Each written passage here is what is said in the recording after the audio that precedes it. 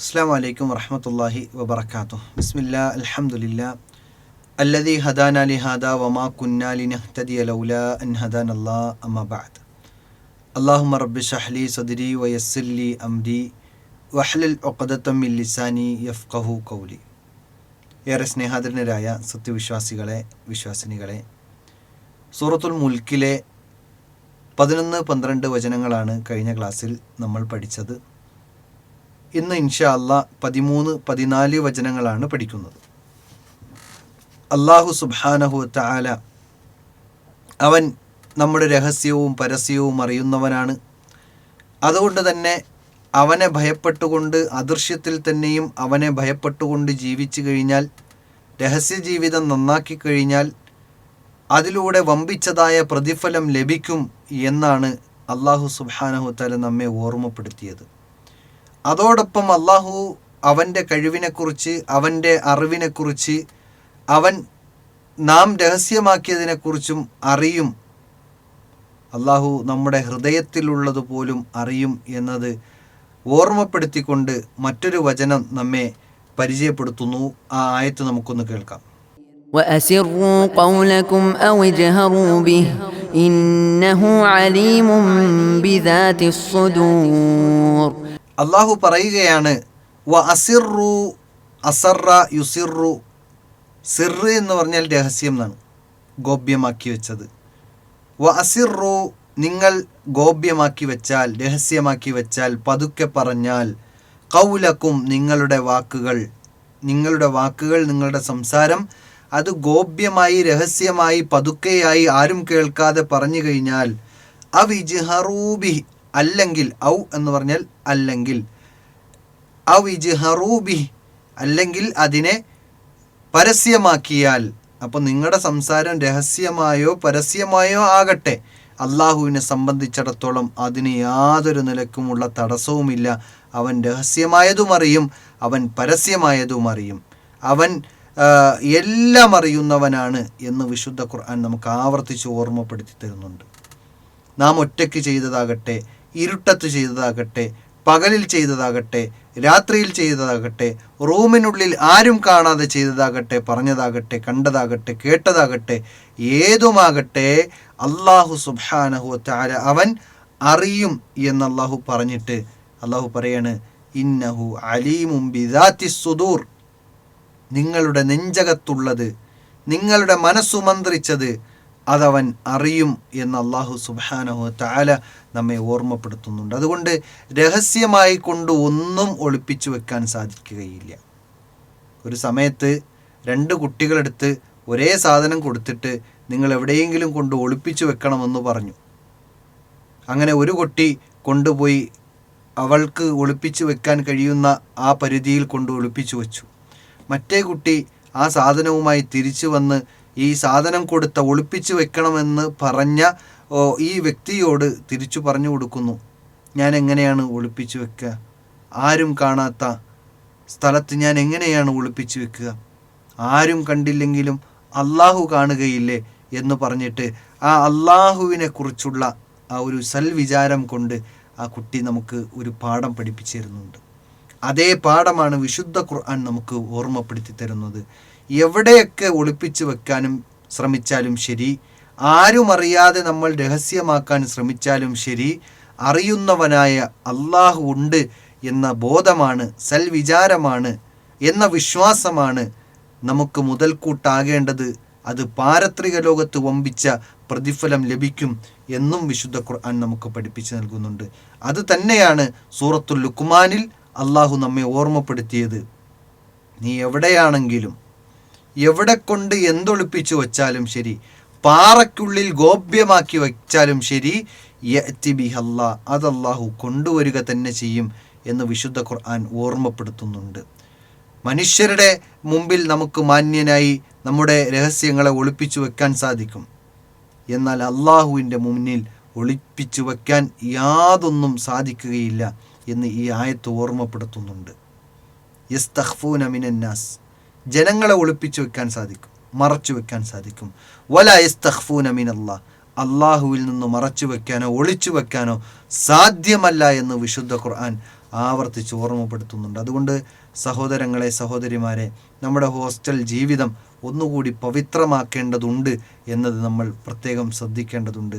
ഹോസ്റ്റലിലാകട്ടെ, റൂമിനുള്ളിലാകട്ടെ, വീട്ടിലാണെങ്കിലും റൂമിലൊറ്റയ്ക്കാകട്ടെ, നമ്മുടെ ഫോണുകളിലാകട്ടെ, എവിടെയാണെങ്കിലും ആരും ഇല്ലെങ്കിലും ആരും കേൾക്കുന്നില്ലെങ്കിലും നമ്മുടെ ടീച്ചർമാരോ നമ്മുടെ മാതാപിതാക്കളോ നമ്മുടെ സുഹൃത്തുക്കളോ ആരും കേൾക്കുന്നില്ല, അറിയുന്നില്ല എന്ന് നമുക്ക് ബോധ്യമുണ്ടെങ്കിൽ പോലും അള്ളാഹു നമ്മെ അറിയുന്നു, കാണുന്നു, കേൾക്കുന്നു എന്ന ബോധ്യം നമുക്കുണ്ടെങ്കിൽ തിന്മകളിൽ നിന്ന് മാറി നിൽക്കാൻ നമുക്ക് സാധിക്കുമെന്നാണ്. എന്നിട്ട് അള്ളാഹു ചോദിക്കുന്ന ഒരു ചോദ്യമുണ്ട്, 14-ാമത്തെ ആയത്ത്, അത് നമുക്കൊന്ന് കേൾക്കാം. അലാ യഅലമു മൻ ഖലഖ വഹുവൽ ലതീഫുൽ ഖബീർ. അള്ളാഹു ചോദിക്കുന്നുണ്ട്, അലാ യഅലമു, അവൻ അറിയുകയില്ലേ, മൻ ഖലഖ, അവൻ സൃഷ്ടിച്ചുണ്ടാക്കിയതിനെക്കുറിച്ച്.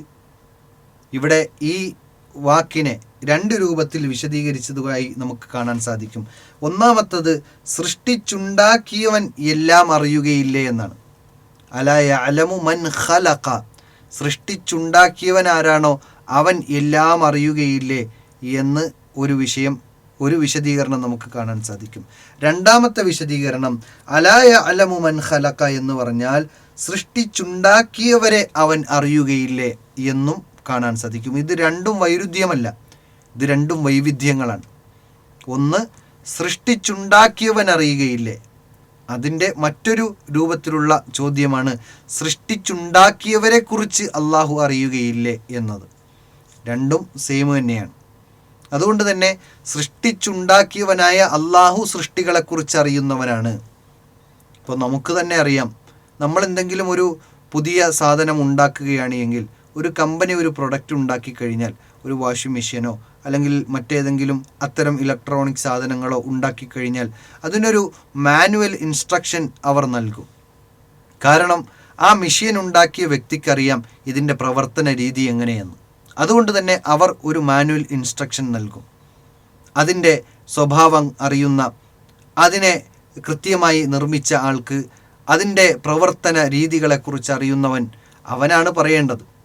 അതുകൊണ്ട് തന്നെ ആ വിഷയത്തിൽ പോലും നമുക്ക് ഇങ്ങനെ ദുന്യവിയായ വിഷയത്തിൽ പോലും അതിൻ്റെ സൃഷ്ടാവ് അല്ലെങ്കിൽ അതിൻ്റെ കണ്ടുപിടിച്ച ഉപജ്ഞാതാവ് അയാൾക്കാണ് കൂടുതൽ ഈ വിഷയത്തിൽ അറിയുന്നു എന്ന് നമ്മൾ സമ്മതിക്കുന്നതോടൊപ്പം ഈ ലോകത്തെ സൃഷ്ടിച്ച നമ്മയെല്ലാം പടച്ച് സംരക്ഷിച്ച് പരിപാലിച്ച് കൊണ്ടുപോകുന്ന ആ അള്ളാഹുവിനെ അറിയില്ലേ നമ്മുടെ ഹൃദയത്തിൽ മന്ത്രിക്കുന്നത്? അവനറിയാമല്ലോ നാം എന്താണ് പറയുന്നത് എന്ന്. അങ്ങനെ വളരെ ലോജിക്കായി ചിന്തിച്ചാൽ ഉത്തരം കിട്ടുന്ന ഒരു ചോദ്യമാണ് അള്ളാഹു ഇവിടെ ചോദിക്കുന്നത്. അള്ളാഹു പറയാണ്, അലാ യഅലമു മൻ ഖലഖ, സൃഷ്ടിച്ചവനായവൻ സൃഷ്ടികളെക്കുറിച്ച് അറിയുകയില്ലേ? എന്നിട്ട് അള്ളാഹ് പറയുന്നു, വഹുവൽ ലത്തീഫുൽ ഖബീർ. അൽ ലത്തീഫ് എന്ന് പറഞ്ഞാൽ അള്ളാഹുവിൻ്റെ 2 നാമങ്ങളെക്കുറിച്ചും ആണ് ഈ വിഷയം എടുത്തു പറയുന്നത്. അൽ ലത്തീഫ്, അൽ ഖബീർ. അള്ളാഹു ലത്തീഫാണ്, അള്ളാഹു ഖബീറാണ്. ലത്തീഫ് എന്ന് പറഞ്ഞാൽ ഗൂഢമായ കാര്യങ്ങളെപ്പോലും, നിഗൂഢമായ കാര്യങ്ങളെപ്പോലും, അത്രയും രഹസ്യമായ ഡീപ്പായ രഹസ്യത്തെപ്പോലും അറിയുന്നവനാണ് അൽ ലത്തീഫ്. അതുകൊണ്ട് തന്നെ നിങ്ങൾ എന്തൊക്കെ ഒളിച്ചു വെക്കാൻ ശ്രമിച്ചാലും, ആരും അറിയുന്നില്ല എന്ന് വിചാരിച്ചാലും, അള്ളാഹു അൽ ലത്തീഫാണ്, അവൻ അറിയുന്നവനാണ്. അൽ ഖബീർ എന്ന് പറഞ്ഞാൽ സൂക്ഷ്മജ്ഞാനിയാണ്. സൂക്ഷ്മമായി ഓരോന്നിനെയും കൃത്യമായി വ്യവച്ഛേദിച്ചു മനസ്സിലാക്കി അള്ളാഹു സുബ്ഹാനഹു തആല അറിയും എന്നാണ് അൽ ഖബീർ എന്ന നാമം നമ്മെ ഓർമ്മപ്പെടുത്തുന്നത്. അതുകൊണ്ട് തന്നെ അള്ളാഹു ലത്തീഫാണ്, അൽ ഖബീറാണ്. അതുകൊണ്ട് അവനിൽ ഒന്നിനെയും ഒളിച്ചു വയ്ക്കാൻ സാധ്യമല്ല. സൃഷ്ടികളെക്കുറിച്ച് കൃത്യമായി അറിയുന്നവനാണ്.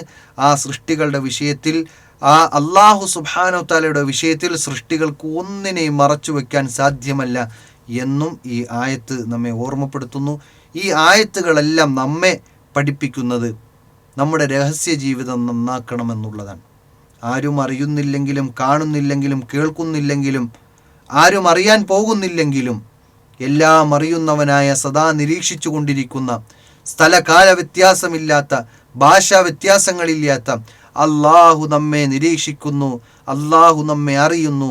ഈ ഒരു ചിന്തയും വിശ്വാസവുമാണ് നമ്മുടെ നന്മകൾക്ക് കൂടുതൽ മുന്നോട്ടു പോകാനുള്ള മാർഗങ്ങൾ തെളിയിച്ചു തരുന്നതും തിന്മയിൽ നിന്നും മാറി നിൽക്കാൻ നമ്മെ പ്രേരിപ്പിക്കുന്നതും എന്ന് നമ്മൾ വസ്തുതാപരമായി മനസ്സിലാക്കേണ്ടതുണ്ട്. റസൂൽ കരീം സല്ലല്ലാഹു അലൈഹി വസല്ലം സ്വഹാബത്തിനെ ഉണർത്തുന്നതും ഇത്തഖില്ലാ ഹൈസുമാ കുൻത്, നീ എവിടെയാണെങ്കിലും ബെഡ്റൂമിലാണെങ്കിലും ഹോസ്റ്റലിലാണെങ്കിലും ക്യാമ്പസിലാണെങ്കിലും യാത്രയിലാണെങ്കിലും ഏതു മാർഗത്തിലാണെങ്കിലും നീ ചെയ്യേണ്ടത് ഇത്തഖില്ല, റബ്ബിനെ ഭയപ്പെട്ടുകൊണ്ടുള്ള ജീവിതമാണ്. ദൃശ്യവും അദൃശ്യവും അറിയുന്ന റബ്ബിനെ ഭയപ്പെട്ടുകൊണ്ട് നീ ജീവിക്കണമെന്ന ഏറ്റവും ഉത്തമമായ ഒരു ഉപദേശമാണ് പ്രവാചകൻ സ്വഹാബത്തിന് നൽകുന്നത്. ആ ഉപദേശത്തെ നെഞ്ചോട് ചേർക്കാനും റബ്ബിനെ രഹസ്യത്തിലും പരസ്യത്തിലും ഭയപ്പെട്ടുകൊണ്ട് ജീവിക്കാനും നാം പരിശ്രമിക്കേണ്ടതുണ്ട്. അള്ളാഹു അതിനുള്ള തൗഫീക്ക് നൽകി അനുഗ്രഹിക്കുമാറാകട്ടെ. വ ആഖിറു ദഅവാന അനിൽ ഹംദുലില്ലാഹി റബ്ബിൽ ആലമീൻ. അസ്സലാമു അലൈക്കും വറഹ്മത്തുള്ളാഹി വബറകാതുഹു.